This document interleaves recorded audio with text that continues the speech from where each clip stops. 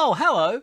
Can we please talk about everything UFC related? Wrapped up from last week, we had UFC Vegas 24, which was Whittaker against Gastelum. I, of course, placed some terrible bets on that. I would just like to take this opportunity to thank you if you are tuning in, because that means that you are on my Patreon, and thank you very much for joining. I hope you enjoy all the excellent MMA related fun that we're going to be going through this week over the next kind of 10-15 minutes.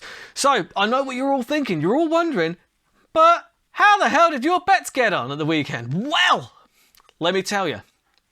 First off, we've got Andre Iolovsky versus Chase Sherman. And of course, Iolovsky won a decision because, let's be fair, I did predict basically just that. And annoyingly, because I did say that basically, if Iolovsky's going to win, he's going to win a decision. And to be fair, it was a close fight. So I still stand by my bet. I know that the bet didn't come off. I know that. I'm not an idiot. Well, I mean, I kind of am. But let's not go too far into that. But either way, look, Andre Iolovsky, he's a good enough fighter to get a close decision, and he absolutely did. And I stand by the bet just because, it wasn't like he went out there and beat the brakes off of Sherman. Sherman was fully in that fight. But, a loss is a loss, but I still like the odds, so that's why I stand by it. What's next for Andre Iolovsky? I quite fancy a rematch with Ben Rothwell. Once Ben Rothwell fights Philip Lins next month. And as long as he wins that fight, I see no reason they can't run that one back. They fought in 2008 in Affliction. I think Iolovsky won by knockout. So, it will be fun to run that one back. Whittaker against Gastelum. Man, I was all kinds of wrong on this one. However, it was a very solid performance from Whittaker, but it's not like Gastelum didn't have his moments. I mean, if you were listening to the commentary, you would think that he had nothing to offer whatsoever. You'd think he didn't hit Whittaker at all. And look at Whittaker's face. He got tagged plenty.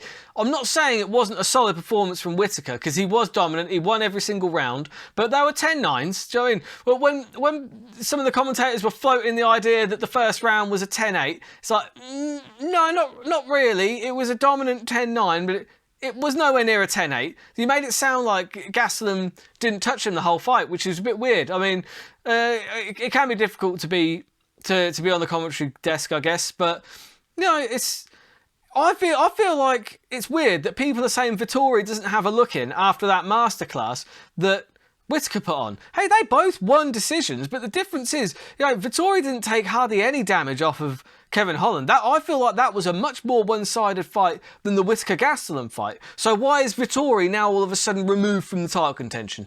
I don't know. But that's just me. This just one man's opinion. And I do think that at the end of the day, whose fight was closer when they fought Adesanya? Was it Vettori's or was it Whittaker's? Whittaker got starched. Vettori took him right to the limit. And, and he definitely won the third round. I don't think he won the first two, like he was saying, but still, he has to believe that. And I think, Vettori could have a style that causes problems for Adesanya. So I don't know why people are removing him from title contention just yet. But I guess ultimately, it's up to Dana and Adesanya. But we will certainly find out. Let's take a look at my pick of the week. My pick of the week last week was for Gerald Meerchart by submission, because I saw some value in this one. So what I'll do is I'll just play you the clip of what it was that I thought.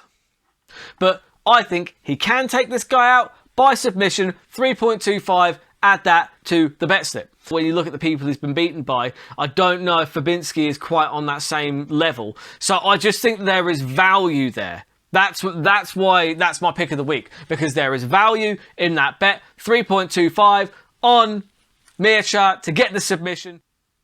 Beautiful. You see, I'm now on a streak of 1 when it comes to my pick of the week. So I just thought, as I said in the clip, there was a lot of value there. And Meerchart, he made it look easy, didn't he?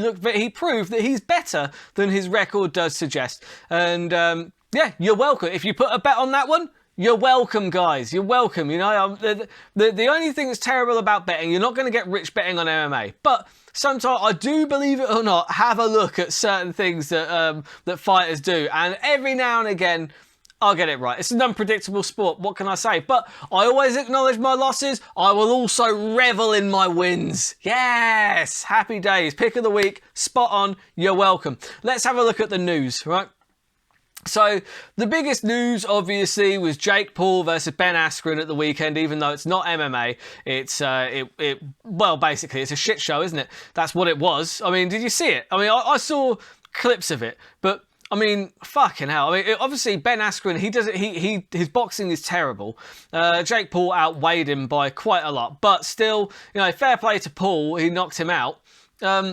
People were saying that it was an early stoppage. No, it really wasn't, because like the referee asked Askren to come towards him and he more or less fell into his arms. So the referee has to stop it at that point. He has a duty of care to the fighters. So it wasn't an early stoppage. I don't think it was rigged either. People were saying, oh, that was rigged. It's like, no. Like, Ben Askren's boxing is that bad, and he only took that fight for the paycheck. Let's not get it twisted. And you know what? Fair play to Ben Askren. He got one of the biggest paychecks of his career, and he's laughing all the way to the bank. Like, and what did he do? He went to, and everyone knew he was a bad boxer. It's not like he's lost face because he's not a boxer, is he? Do you know what I mean? Because Jake Paul's already pulled out of their wrestling match, hasn't he? He's already said, oh no, because Ben Askren's a fucking loser, I'm not even going to entertain a wrestling match. No, it's because you'd get fucking mauled, kid. That's what would happen. Like, if you tried to have a wrestling match with bloody Ben Askren would school you so quickly, it would be ridiculous. But that's the same token, isn't it? Like, when he's boxing Ben Askren, it's like wrestling an alligator with their mouth taped shut. You know what I mean? You're taking away all of Ben's weapons, and then you're saying, yeah, I can beat this fighter. Well, no, not really, because Ben Askren made a career of being able to wrestle his opponents. So you're not beating him. You're taking away all of his weapons and then beating him. Fair play to you. Fight someone real next. Fight Tyrone Woodley. If he beat Tyrone Woodley or even Mike Perry, I would be impressed with that. And maybe that's next on the cards. But yeah, it was a total farce. The commentary was terrible as well. How high was Oscar De La Hoya? Good God. I was making some jokes last week about Oscar De La Hoya, but that was a fucking farce, right? Snoop Dogg was an absolute clown. Like, what is he doing? Do you know what I mean? It's like, doesn't he understand that, look, weed is legal in America now. It's not big and cool anymore. It's not like, oh, Snoop, you're so bad smoking that blunt in the arena like that. Oh, you're so dangerous. You know, come on, man. Fucking grow up. Jesus Christ. And Oscar De La Hoya, do you know what I mean? He's sitting there just like, he's so off his head, he didn't know what he was saying. They asked him who his next fight was going to be, and he literally just goes, hey, I'll fight to the end, man. I'll bleed to the end, and I'll go down till the end. I mean, when he says go down to the end, I assume he meant the bag of cocaine that he had in his pocket, that he was clearly doing bumps off his keys the whole fucking night, which I'm not against. I'm not hating on that, right? It's just that if you're a professional athlete, that's probably not going to go well for you. It's just hilarious to see, because I'm not a hater on that at all. I've always said the only thing standing between me and a really heroic drug problem is money. Do you know what I mean? That's it. And which brings me to my next point. Please subscribe to my Patreon. The link's in my YouTube channel banner. Just go to that link and then click subscribe, and then you can get this full episode. But yeah, that's going to probably be a clip, by the way, that I'm going to be putting on YouTube, which is why it sounded like I was, talking existentially there. Yeah, just a little fourth wall there for you. But yeah, so what's next for Jake Paul? BJ Penn, please don't. Not BJ Penn. BJ Penn's 1-on-1 against fucking bouncers in Hawaii. Do you know what I mean? Please no. For the love of God, no. Tyrone Woodley, yep, I've watched that. I think Tyrone Woodley probably batters Jake Paul. Cody Garbrandt, he's a bit small, but Jake Paul likes him small. That's what I've heard. That's what I've seen so far. Seems to be like the only fighters that he'll actually call out a fucking that fight at 145 pounds. And he walks around at like 200. You know what I mean? Big man. But yeah, so tell you what, this fella, Tommy Fury, do you know what I mean? He could be, fuck me, look at that dude. God damn. What a fucking beautiful man that is. I mean, I'm more or less straight in this guy, but this guy, holy shit. I mean, you'd be forgiven, wouldn't you? I mean, not that he'd have much of a choice. I mean, he's a professional boxer. I'm sure he could do whatever he wants. I mean, just to clarify, I don't think that he is a rapist. Like, I just realised what I said there made it sound like I'm saying like he's a rapist or he would rape people. I'm not saying that he would, but he could. I mean, not that you'd have to, because I mean, look at how I feel like I've lost sight of my original point here. So I'm going to just go ahead and move on. And move on to the next person that I did mention before, Mike Perry. Right? Tell you what, fucking gone from Beauty and the Beast there, haven't we? Do you know what I mean? Gone from Tommy Fury to fucking Mike Perry. Look at that. I'm sorry, Mike. Mike, I saw a picture of Mike Perry when he was younger, and he used to be a beautiful man, and now he's just, whoo. God damn, Mike, you've been hit in the face way too much. But I do think that he would probably take out Jake Paul. I think his boxing is probably good enough to take out Jake Paul, but with Perry being largely a stand-up fighter. So, yeah. Yeah, that remains to be seen. But Dana White owes Snoop Dogg and Triller absolutely nothing. This is the last thing I'm going to say on that boxing match. Basically, Dana White's already come out and said, look, I didn't actually make that bet with Snoop Dogg. I said I'll put $1 million on Ben Askren. And then everyone started going, yeah, I'll take that bet. It's like, yeah, I didn't bet that with you. I'm not a fucking idiot, right? Because why would I put down $1 million even money in an illegal bet with you when I could just go and bet DSI and fucking get 3-1, you fucking clown. Like, no, I'm not giving Snoop Dogg fucking $2 million. He can go fuck himself. And people have been saying, oh, Dana White will give Snoop Dogg his money. It's like, oh, fucking what? Or what? What's Snoop Dogg gonna fucking do? Huh? Like, oh, but Snoop Dogg's got his real life fucking gangster connections. I think he's pretty fucking far removed from all those guys at this point, guys. Like, not being funny, but... And if you think that Dana White hasn't got connections through the Fertitta brothers, who are big into the casino scene in Las Vegas, and the casino scene in Las Vegas was started by the Chicago outfit, you're fucking dreaming if you think that the Fertitta brothers haven't got some fucking serious, like, organised fucking crime connections. And... honestly, if you think that fucking Dana White is intimidated by fucking Snoop Doggy fucking Dogg, I think you need to wake the fuck up. Wake up and smell the coffee. Dana White's not giving him shit. He ain't giving him shit. Nick Diaz is teasing another comeback. And you know what? He looks ripped as fuck. He looks like he's been on that fucking AIDS diet, doesn't he? Do you know what I mean? He looks slim. He looks lean. It's fucking, I like it. Do you know what I mean? It's not bad. But who does he fight? You know what I mean? Smart Maniz and Colby Covington. Colby Covington hasn't got a fight at the moment. Dana White has said that he's next in line for a title fight after this weekend's fight has, all the dust has settled and Usman has probably won. But that remains. I don't know. I keep swinging back and forth on that one. But I'll go into that on Friday, guys, as you know. But Colby Covington, that would be an excellent fight, although he's a bit wrestling heavy, and I don't know. But although also Covington's boxing is similar to Diaz's in a lot of ways, in that he doesn't use all of his power. He just tends to to use volume strikes, and that could be an entertaining back and forth fight. And the press conferences alone would be worth the money. So sign me up to that one. Khamzat Chimaev, again, very wrestling heavy. Not really that into that fight because I don't think it's a big enough fight for Nick Diaz to come back for. It is a big name, but he's not high enough rank and he's not relevant enough in the division. Nick Diaz needs a big name and he needs someone who's relevant in the division, so I'm going to quash the Khamzat Chimaev idea and say no dice.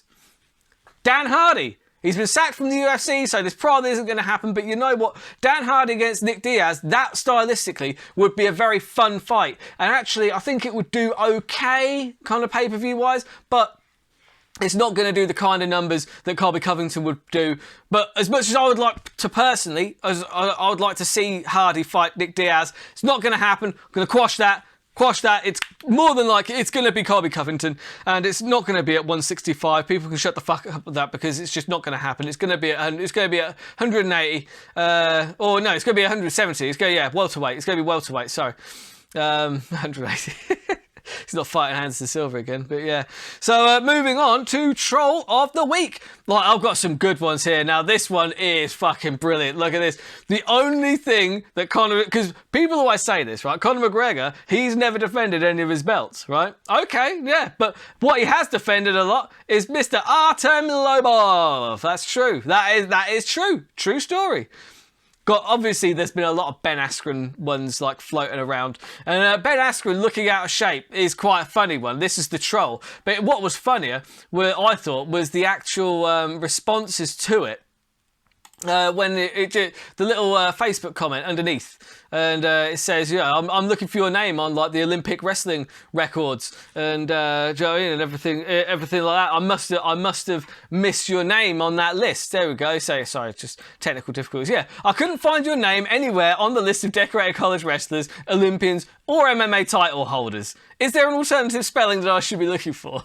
That is a good troll back, because, you know, they're right, though. All these people are sitting there fucking, you know, on the couches, like, dissing Ben Askren for his dad bod, and it's like, well, to be fair, he's a pretty fucking high-level athlete. What the fuck have you ever done? Jesus, but yeah.